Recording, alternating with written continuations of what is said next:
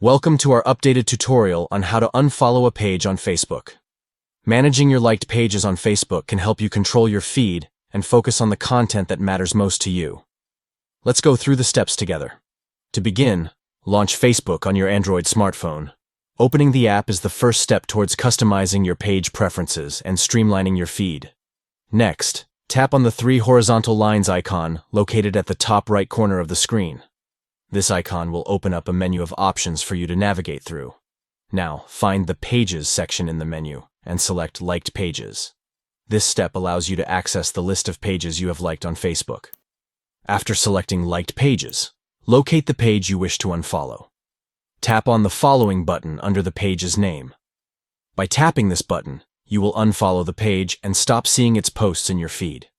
By following these simple steps, you can easily unfollow a page on Facebook and tailor your feed to show content that aligns with your interests. Thank you for watching our tutorial.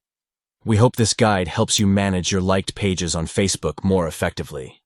Stay tuned for more tips and tricks to enhance your social media experience.